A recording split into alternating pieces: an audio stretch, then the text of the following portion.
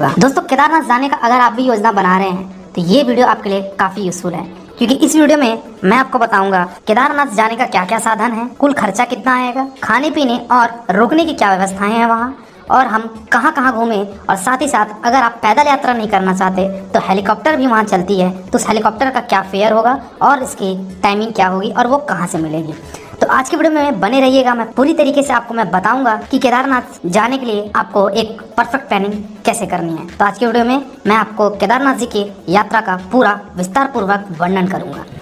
सबसे पहले बात करते हैं दोस्तों हम केदारनाथ कैसे पहुंचे। केदारनाथ पहुंचने के लिए दोस्तों अगर मैं पहले बात करूं ट्रेन की, तो दोस्तों ट्रेन में आपके पास 3 विकल्प हैं। पहला हरिद्वार रेलवे स्टेशन, दूसरा देहरादून रेलवे स्टेशन और तीसरा ऋषिकेश रेलवे स्टेशन। दोस्तों ऋषिकेश रेलवे स्टेशन अगर आप आते हैं तो आपको बस का सफर 30 किलोमीटर थोड़ा सा कम पड़ जाएगा, लेकिन अगर आप देहरादून और हरिद्वार आते हैं तो लगभग आपको वो सेम डिस्टेंस पड़ेगा। दोस्तों अगर आप बस का सफर थोड़ा सा कम करना चाहते हैं तो मैं ये रिकमेंड करूंगा कि आप ऋषिकेश आ जाइएगा।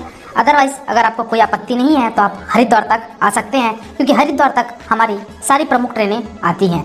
ऋषिकेश तक सारी ट्रेनें नहीं जाती हैं, कुछ ही ट्रेन वहाँ जाती हैं। तो आप अपने हिसाब से अपने शहर से जो भी आपके ट्रेन अवेलेबल होंगी आप जरूर वहाँ तक देख लीजिएगा, चाहे वो हरिद्वार हो, चाहे वो आपका ऋषिकेश हो, चाहे आपका वो देहरादून है। तो दोस्तों केदारनाथ पहुंचने के लिए ट्रेन का सफर सिर्फ इतना ही संभव है, बाकी का सफर आपका बस से करना होगा। केदारनाथ यात्रा के लिए आपको सबसे पहले सोनप्रयाग पहुंचना होगा। दोस्तों सोनप्रयाग जाने के लिए तीनों रेलवे स्टेशन से आपको बस अवेलेबल होगा, यानी कि देहरादून से भी आपको बसेस मिलेंगी सोनप्रयाग के लिए, हरिद्वार से भी सोनप्रयाग के लिए मिलेंगी, और साथ ही साथ आपके ऋषिकेश अगर आप आते हैं तो वहाँ से भी आपको आराम से सोनप्रयाग के लिए बस मिल जाएगी। दोस्तों केदारनाथ पहुंचने के लिए अगर आपका माध्यम फ्लाइट से है तो दोस्तों अगर मैं फ्लाइट की बात करूं तो देहरादून एयरपोर्ट आप फ्लाइट से आ सकते हैं। आपके जिस भी राज्य से या फिर जिस भी शहर से आपकी फ्लाइट देहरादून के लिए अवेलेबल है तो आप देहरादून तक आ सकते हैं, अन्यथा आप दिल्ली आकर आप दिल्ली से भी देहरादून के लिए फ्लाइट पकड़ सकते हैं।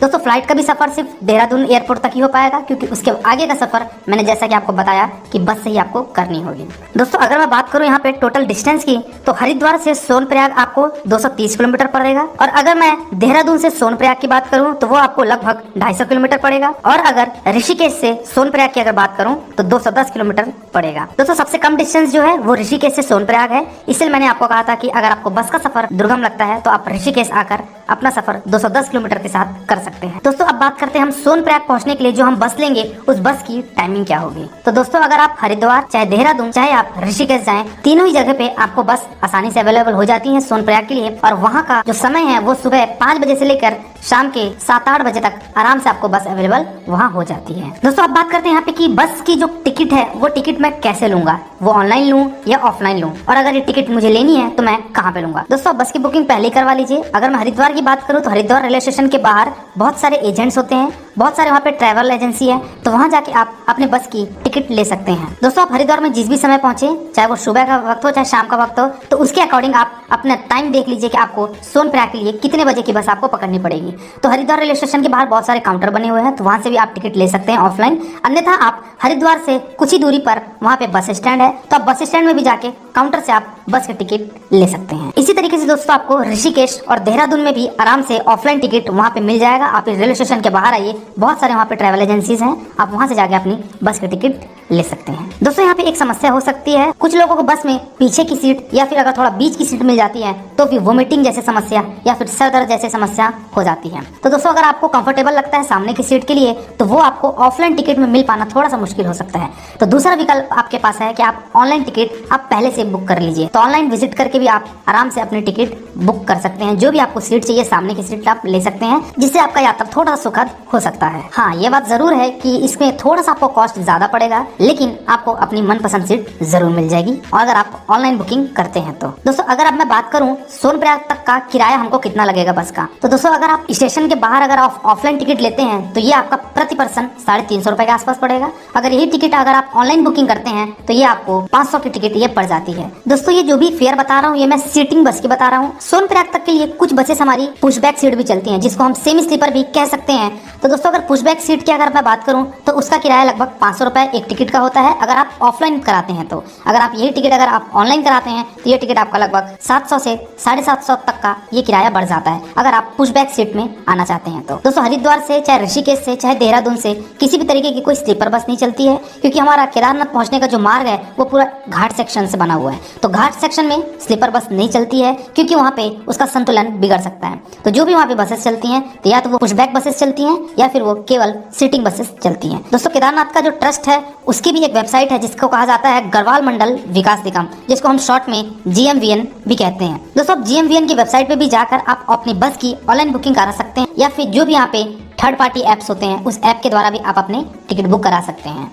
दोस्तों अब हम लोग सोनप्रयाग के लिए रवानगी लेते हैं। ये सफर आपको लगभग 8 से 9 घंटा लग जाएगा अगर आप हरिद्वार और देहरादून से आते हैं तो। दोस्तों अगर आप अपनी खुद की गाड़ी से आ रहे हैं, अगर आप पर्सनल कार है आपके पास, अगर आप कार से आना चाहते हैं तो दोस्तों आप सोनप्रयाग तक अपने कार के माध्यम से आ सकते हैं। लेकिन ये बताना चाहूंगा कि सोनप्रयाग के बाद किसी भी तरीके कोई प्राइवेट कार या फिर कोई बस सोनप्रयाग के आगे नहीं जाती है। दोस्तों सोनप्रयाग तक ही आपका सफर रहेगा। आप अपनी कार को सोनप्रयाग में पार्किंग कर दीजिए।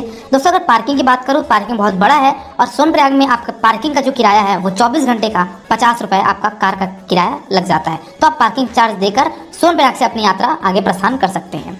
दोस्तों सोनप्रयाग आप पहुंचते हैं, अगर आपको सोनप्रयाग पहुंचते पहुंचते रात हो जाती है या फिर ये कहूँ कि अगर आप सोनप्रयाग में स्टे करना चाहते हैं, आप रुकना चाहते हैं, क्योंकि 8 घंटे का बस का सफर काफी ज्यादा दुर्लभ होता है, तो उस केस में अगर आप सोनप्रयाग में स्टे लेना चाहते हैं तो आप सोनप्रयाग में बिल्कुल स्टे ले सकते हैं। दोस्तों यहाँ पे अगर सोनप्रयाग में रुकने की अगर मैं बात करूँ उससे पहले मैं आपको ये बताना चाहूंगा कि बेस्ट सीजन कौन सा होगा केदारनाथ जाने का।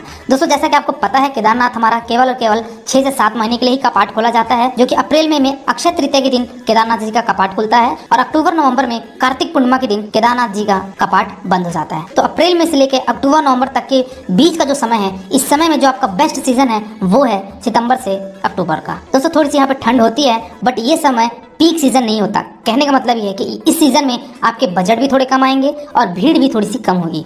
दोस्तों मई और जून की अगर मैं बात करूँ काफी ज्यादा वहाँ पे भीड़ होती है क्योंकि ये गर्मी छुट्टी का सीजन होता है, तो काफी लोग वहाँ जाते हैं। और दोस्तों अगर आप जुलाई अगस्त में जाते हैं तो केदारनाथ में कभी भी वर्षा हो जाती है जिससे आपकी यात्रा में उतना आनंद नहीं आ पाएगा। इसलिए आप जुलाई अगस्त का सीजन मत करिए। करना है तो आप आराम से अपना अक्टूबर नवंबर कर सकते हैं क्योंकि वो सीजन में आपका बजट भी कम हो जाते हैं, क्योंकि होटल के चार्ज, खाने पीने के चार्ज डबल से ट्रिपल रेट वहाँ के लोग चार्ज करते हैं अगर आप मई सीजन में जाते हैं। इसलिए बेस्ट सीजन है आपका अक्टूबर और आप नवंबर में जाइए, आराम से आप दर्शन कर लेंगे और साथ ही साथ आपको कम बजट में केदारनाथ का दर्शन हो जाएगा। दोस्तों अब मैं बात करता हूँ सोनप्रयाग में अगर आप रुकना चाहते हैं तो वहाँ के होटल का किराया आपको 800 से 1000 तक मिलेगा। आप थोड़ी बहुत बार्गेनिंग करा सकते हैं अगर आप ऑफ सीजन में जा रहे हैं। अगर आप कोई मई जून में जाएंगे तो इसका किराया लगभग 3000 से 4000 रुपए होटल वालों का किराया हो जाता है 24 घंटे का। दोस्तों अगर आपको ये 1000 रुपए भी काफी ज्यादा लग रहा है, अगर आप रूम नहीं लेना चाहते हैं तो दूसरा ऑप्शन आपके पास है डॉर्मेंट्री। दोस्तों सोनप्रयाग में बहुत सारे डॉर्मेंट्री हैं, आपको वो 350 रुपए प्रति व्यक्ति प्रतिदिन के हिसाब से वो आपको चार्ज करेंगे। दोस्तों अगर ये बजट भी आपको अगर ज्यादा लग रहा है तो मैं तीसरा विकल्प आपको बताता हूँ। सोनप्रयाग में आपको हॉल भी मिल जाएंगे। दोस्तों एक बहुत बड़ा हॉल है जिसमें आपको गद्दे, तकिए और आपको रजाई दे दी जाएगी और 100 रुपए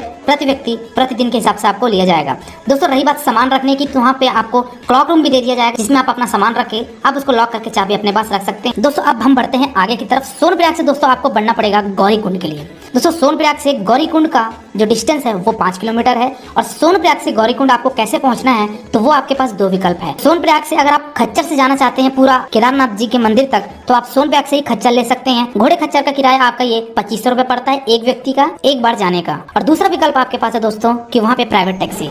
दोस्तों सोनप्रयाग के आगे मैंने आपको बताया आपकी पर्सनल कार या फिर किसी भी तरीके की बस नहीं चलती है, तो वहाँ आपको सुमो, बुलेरो इस तरीके की आपको गाड़ी देखने को मिलेगी जो कि वो 30 रुपए प्रति व्यक्ति लेते हैं और वो 5 किलोमीटर का दूरी आपको आधे से 1 घंटे में आपको वो गौरीकुंड पहुंचा देते हैं। तो दोस्तों आप गौरीकुंड इस जीप के माध्यम से पहुंच सकते हैं और अगर आप ट्रैकिंग नहीं करना चाहते यानी पैदल यात्रा नहीं करना चाहते हैं तो आप सोनप्रयाग से ही घोड़े खच्चर लेकर आप केदारनाथ यात्रा की तरफ प्रस्थान कर सकते हैं। दोस्तों हम गौरीकुंड पहुंच चुके हैं। वहाँ पे गौरीकुंड में ही एक श्री गौरी माता मंदिर है, तो वहाँ पे गौरी माई का भी आप दर्शन कर सकते हैं। वहाँ पे एक छोटा सा मंदिर है तो वहाँ पे आप गौरी माता का भी दर्शन कर सकते हैं। सोनप्रयाग में गौरीकुंड के लिए काफी लंबी लाइन लगानी पड़ती है क्योंकि वहाँ पे काफी दर्शनार्थी होते हैं जिसकी एक लंबी लाइन होती है। अगर आप मई जून के सीजन में जा रहे हैं तो आपको 1 से 1.5 घंटा आपको बुलेरो के लिए या फिर सुमो के लिए लाइन लगाना पड़ेगा, लेकिन वही अगर आप ऑफ सीजन में आते हैं तो आपको हार्डली आधे घंटे के अंदर अंदर आपको आराम से सुमो मिल जाएगी जिससे आप अपना गौरीकुंड का सफर तय कर सकते हैं। और दोस्तों मैं यही रिकमेंड करूंगा करूंगा कि आप सोनप्रयाग से अर्ली मॉर्निंग निकले, यानी कि 3 बजे 4 बजे ही आप वहां से प्रस्थान करिए गौरीकुंड के लिए, क्योंकि गौरीकुंड से जो केदारनाथ की जो डिस्टेंस है वो 16 किलोमीटर की है, जिसमें आपको पैदल चल के जाना है। तो वो अगर आप गौरीकुंड सुबह पहुंचेंगे तब आप शाम तक आराम से केदारनाथ पहुंच सकते हैं। इसलिए मैं ही रिकमेंड करूंगा कि आप सोनप्रयाग से गौरीकुंड के लिए सुबह ही निकलिए। दोस्तों गौरीकुंड पहुंच के अगर आप चाय नाश्ता करना चाहते हैं तो चाय नाश्ता भी कर सकते हैं। लंच की भी वहाँ पे व्यवस्था होती है। तो अगर दोपहर में अगर पहुंचते हैं तो दोपहर में आपको खाने पीने की वहाँ पे व्यवस्था मिल जाएंगी और साथ ही साथ आपको वहाँ पे लंच भी मिल जाएगा। दोस्तों गौरीकुंड अगर आप प्राइवेट टैक्सी से आते हैं, यानी कि बोलेरो सुमो से आते हैं, तो वहां से भी आपको गौरीकुंड से भी खच्चर मिलते हैं, लेकिन यहाँ पे किराया आपका 2300 रुपये पड़ता है। सोनप्रयाग से हमारा वो किराया 2500 रुपये था घोड़े खच्चर का, और गौरीकुंड से हमारा जो किराया था वो 2300 रुपये हो जाता है। दोस्तों गौरीकुंड से आप पिट्ठू भी कर सकते हैं। पिट्ठू का किराया आपका लगभग 5 से 6 हजार रुपए उन लोग लेते हैं केवल एक बार का केदारनाथ पहुंचाने तक का। तो आप पिट्ठू भी वहां से कर सकते हैं अगर आप पिट्ठू करना चाहते हैं। दोस्तों हम प्रारंभ करते हैं अपनी पैदल यात्रा, यानी कि 16 किलोमीटर की ये यात्रा हम गौरीकुंड से केदारनाथ तक का यात्रा हम पैदल यात्रा शुरू करते हैं। दोस्तों अगर आप पैदल यात्रा करना चाहते हैं तो आपको वहाँ पे लाठी का सहारा जरूर लेना पड़ेगा। तो दोस्तों गौरीकुंड में ही वहाँ पे बहुत सारे शॉप्स लगे हुए हैं, तो वो लाठी देते हैं। लाठी का जो रेट है वो 30 रुपए है। तो आप एक लाठी खरीद लीजिए, जिससे आपको मदद हो जाएगी आपके यात्रा में, क्योंकि लाठी की मदद से जो आप चढ़ाई करेंगे तो थोड़ी सी आपको सहूलियत हो जाएगी। तो आप एक लाठी जरूर ले लीजिएगा, जिसका किराया 30 रुपए आपका वो लेगा। वो गौरीकुंड में ही आराम से बहुत सारे वहाँ पे शॉप्स हैं, तो वहाँ पे आपको मिल जाएंगे। दोस्तों अगर आप पैदल यात्रा नहीं करना चाहते हैं, अगर आपको स्वास्थ्य प्रॉब्लम है या फिर आपको चलने में थोड़ी सी परेशानी है या फिर आपके फैमिली में किसी को परेशानी है, तो अगर आप हेलीकॉप्टर करना चाहते हैं तो दोस्तों यहाँ पे मैं थोड़ी सी आप हेलीकॉप्टर की बात कर लेता हूँ। दोस्तों अगर आप हेलीकॉप्टर से जाना चाहते हैं तो आपको सोनप्रयाग जाने की आवश्यकता नहीं है। सोनप्रयाग से 15 किलोमीटर पहले आपको एक जगह पड़ेगी जिसको कहा जाता है फाटा। दोस्तों आप फाटा उतरिए और फाटा में ही आपका काउंटर बना हुआ है, तो वहां से आप टिकट बुक कर लीजिए। दोस्तों टिकट की अगर मैं फेयर की बात करूं तो आपका 6000 रुपए राउंड ट्रिप का होता है, यानी कि अगर आप फाटा से केदारनाथ जाना चाहते हैं, वहां दर्शन करके वापस लौटना भी चाहते हैं, तो उसका एक व्यक्ति का जो किराया है वो आपका 6000 रुपए पड़ जाता है। दोस्तों पैदल यात्रा करते हुए आपको काफी ज्यादा सुंदर प्राकृतिक सौंदर्य दिखेगा, और साथ ही साथ वहाँ पे बर्फ की ग्लेशियर्स, वहाँ पे पर्वतों पे बर्फ की चादर, और साथ ही साथ वहाँ का नजारा काफी सुंदर होता है। मंदाकिनी नदी के ऊपर पुल बने हुए हैं, तो पुल का भी बहुत अच्छा आनंद ले सकते हैं। वहाँ की जो व्यूज हैं, वहाँ की जो ब्यूटी है वो काफी अच्छी है। अगर आप फोटोशूट में इंटरेस्ट रखते हैं तो आप बाकायदा इस 16 किलोमीटर की पैदल यात्रा का भरपूर आनंद आप उठा सकते हैं। दोस्तों इस पैदल यात्रा के दरमियान आपको पर्वतों पर कुछ पुराने मार्ग दिखेंगे। पुराने मार्ग कहने का मतलब दोस्तों कि 2013 की जो आपदा आई थी, जो केदारनाथ में जो बाढ़ आई थी और जो आपदा आई थी, वो काफी रूह कांप देने वाली आपदा थी, जैसा आप सबको मालूम होगा।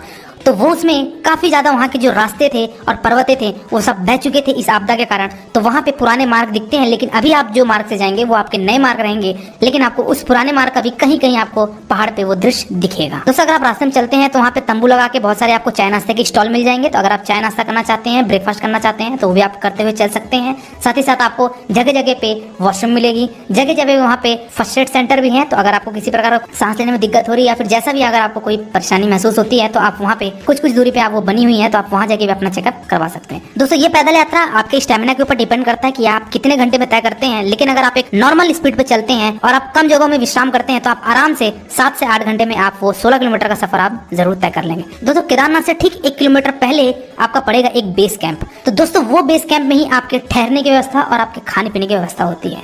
दोस्तों हो सकता है आपको शाम हो जाए, 5-6 बज जाए। अगर आप मॉर्निंग में निकलते हैं तो 4-5 भी बच सकते हैं, या फिर आपको हो सकता है 7-8 भी आपको बच सकते हैं बेस कैंप पे।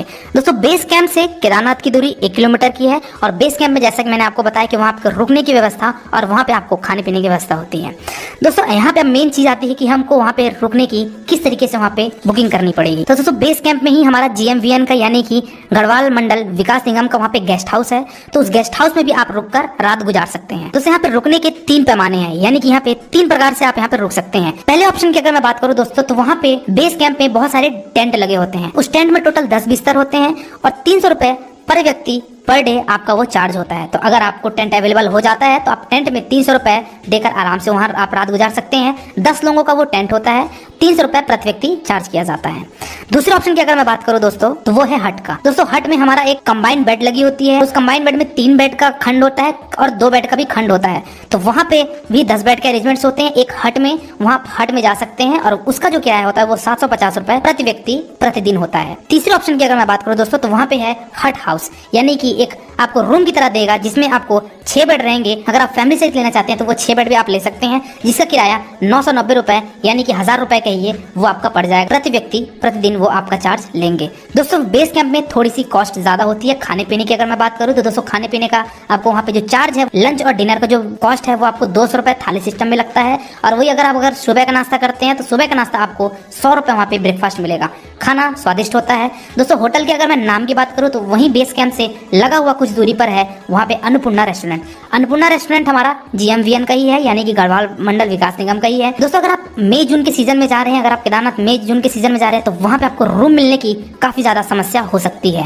तो इसीलिए आप ऑनलाइन बुकिंग भी कर सकते हैं। GMVN की वेबसाइट पे जाकर आप ऑनलाइन बुकिंग आप कर सकते हैं, चाहे अगर वो टेंट में रुके, चाहे वो कंबाइन हट में रुके, चाहे वो हट हाउस में रुके। दोस्तों अगर आप 5-6 बजे भी बेस कैंप पहुंच चुके हैं तो आप फ्रेश हो जाइए, अपना सामान रख दीजिए और केदारनाथ स्वामी का आप दर्शन करने के लिए निकल जाइए, क्योंकि मंदिर का जो समय है वो 9 बजे क्लोजिंग टाइम है। दोस्तों आप मंदिर जाइए, मंदिर में लाइन लगी। अगर आप पीक सीजन में आ रहे हैं, मई जून के महीने में आ रहे हैं, तो आपको लाइन काफी ज्यादा लंबी मिलेगी। लगभग आपको वो 3 से 4 घंटे का भी लाइन लग सकता है दर्शन के लिए। और अगर आप वही ऑफ सीजन में आ रहे हैं, यानी कि सितंबर अक्टूबर के आसपास आ रहे हैं, तो वो आपका 1 से 1.5 घंटे में आपके दर्शन हो जाएंगे। तो दोस्तों आप लाइन में लग के ओम नमः शिवाय का जाप करते हुए आप भोलेनाथ का दर्शन कर सकते हैं। हमारे केदारनाथ स्वामी ये रहे, यहाँ पे आप दर्शन करिए इनका, अपनी मन्नतें मांगिए और आगे बढ़ते चलिए। दोस्तों यहाँ पे मैं बात करूँ अगर आप प्रसाद की, तो यहाँ पे दोस्तों प्रसाद पैकेट भी मिलता है। तो वहाँ पे प्रसाद के 3 प्रकार से रेट होते हैं, जिसका 100 रुपए, 200 रुपए और 300 रुपए, ये अलग अलग रेट के अलग अलग पैकेट होते हैं। तो जो भी आप पैकेट लेना चाहते हैं, जिस भी कॉस्ट का लेना चाहते हैं, आप वहाँ पे 100, 200 या 300 का आप पैकेट वहाँ से ले सकते हैं। दोस्तों मंदिर के जस्ट पीछे एक बहुत बड़ी सी शिला आपको देखने को मिलेगी। ये शिला दोस्तों 2013 की जो आपदा आई थी, जो केदारनाथ में जो बाढ़ आई थी, तो वहाँ से पर्वत से एक बहुत बड़ा यहाँ पे शिला, यहाँ पे पर्वत का टुकड़ा यहाँ पे आके मंदिर के पीछे आके रुक गया था। दोस्तों कहा जाता है कि इस पत्थर के आने की वजह से जो पानी का जो यहाँ पे बहाव था वो 2 हिस्सों में बढ़ गया था, जिससे मंदिर में किसी भी तरह की कोई क्षति नहीं हुई है। तो दोस्तों भगवान की सब महिमा होती है कि पत्थर को बीच में आना और यहाँ पे पानी का 2 मार्ग में बढ़ जाना। तो यहाँ पे मंदिर को किसी भी तरह की कोई क्षति नहीं हुई थी। हालांकि 10 फीट तक का पानी अंदर गया था,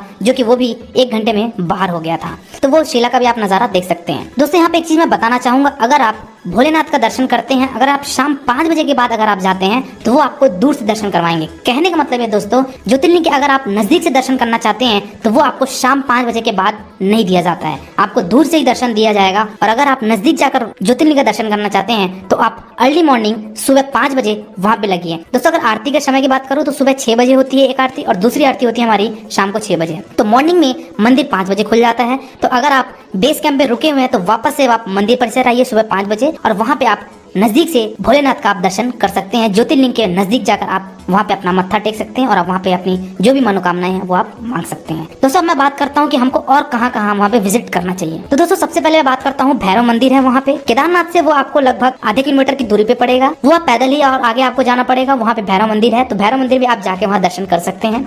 दूसरे स्थान की बात करूँ दोस्तों तो वो है वासुकी ताल। वासुकी ताल का दूरी लगभग 6 से 7 किलोमीटर की पड़ती है। वहाँ का जो ब्यूटी है वो भी बहुत अच्छा है, वहाँ भी आप जाके विजिट कर सकते हैं, घूम सकते हैं। लेकिन ये कहना चाहूंगा कि ये जो 6 से 7 किलोमीटर का जो दूरी है वो काफी ज्यादा लंबा हो जाता है, क्योंकि आपको इसमें भी ट्रैकिंग करके जानी पड़ती है, चढ़ के जाना पड़ता है। तो अगर आप वासुकी ताल जाना चाहते हैं तो आपको एक दिन और स्टे करना पड़ेगा, बेस कैंप में आपको एक दिन और रुकना पड़ेगा, तभी आपका वासुकी ताल कवर हो पाएगा। दोस्तों तीसरे स्थान की अगर मैं बात करूँ तो वो है आपका गांधी सरोवर। ये आपका 3 किलोमीटर पड़ता है मंदिर से, तो आप वहाँ पे गांधी सरोवर भी जा सकते हैं। दोस्तों बेसिकली एक तालाब है जिसका दृश्य काफी अच्छा है। दोस्तों अब मैं बात कर लेता हूँ कि ये पूरी यात्रा को करने में हमको टोटल कितने दिन लगेंगे। दोस्तों ये आप मान के चलिए आपको 4 दिन का स्टे जरूर लेना पड़ेगा। केदारनाथ अगर आप दर्शन करने आ रहे हैं तो 4 दिन का आप स्टे कम से कम लीजिए। कहने का मतलब ये है कि 2 दिन जाने के लिए और 2 दिन वापस आने के लिए, क्योंकि अगर आप केदारनाथ मंदिर से वापस गौरीकुंड के लिए आएंगे तो वो भी आप पैदल यात्रा करेंगे। 16 किलोमीटर का पुनः आपको यात्रा करना पड़ेगा। हालांकि इसमें आपको समय कम लगेगा, लगभग ये आपको 5 घंटे में आप आ जाएंगे, क्योंकि ये उतार था, जाते टाइम हमको पूरा चढ़ाई था इसलिए हमको समय ज्यादा लगा, लेकिन आते टाइम हमको ये ढाल पड़ेगा, इस कारण हमारा समय कम लगेगा। तो कम से कम आप 4 दिन का एक जरूर बैकअप लेके चलिए और आराम से आप अपने यात्रा का आनंद उठा सकते हैं। अब जहां से भी आ रहे हैं दोस्तों, वहां पे आपको जो ट्रेन की जो वहां पे ड्यूरेशन लगेगी उस ड्यूरेशन को वो ऐड नहीं कर रहा हूँ। यहाँ पे मैं केवल हरिद्वार से लेकर केदारनाथ यात्रा और वहां से वापस आने के हरिद्वार तक की यहाँ पे जो दिन बता रहा हूँ वो आपके टोटल 4 दिन आपके यहाँ लगभग आपके लग जाएंगे। तो इस हिसाब से आप प्लानिंग करिएगा, 2 दिन जाने के और 2 दिन वापस आने के। दोस्तों लास्ट में बात कर लेता हूँ यहाँ पे कुल खर्चे की कितने आएगी। दोस्तों यहाँ पे खर्चे को मैंने 3 भाग में कैटेगराइज किया है। अगर आप पैदल यात्रा करते हैं, यानी कि गौरीकुंड से अगर आप पैदल यात्रा केदारनाथ तक करते हैं और वापस केदारनाथ से आप गौरीकुंड आते हैं, तो वो आपका एक व्यक्ति का किराया लगभग 3000 रुपए प्रति व्यक्ति लग जाएगा। दोस्तों ये जो आंकड़ा बता रहा हूँ ये मैं ऑफ सीजन के लिए बता रहा हूँ। अगर आप ऑन सीजन में आते हैं तो आपका दर ये 5,000 भी हो सकता है। लेकिन अगर आप ऑफ सीजन में आते हैं और यदि आप पैदल यात्रा करते हैं तो आपका 3,000 रुपये प्रति व्यक्ति आएगा। दोस्तों दूसरे ऑप्शन की मैं बात करता हूँ, अगर आप घोड़ा खच्चर लेते हैं तो दोस्तों घोड़े खच्चर का अगर आप लेते हैं और अगर आप ऑफ सीजन में आते हैं तो आपका ये बजट लगभग 7,000 रुपये हो जाएगा। और लास्ट अगर मैं बात करूँ दोस्तों हेलीकॉप्टर से अगर आप आते हैं तो हेलीकॉप्टर का किराया आपका 10,000 रुपये तक एक व्यक्ति का जा सकता है। तो दोस्तों ये थी हमारे केदारनाथ यात्रा का पूरा कंप्लीट विवरण। आई होप आपको वीडियो पसंद आया।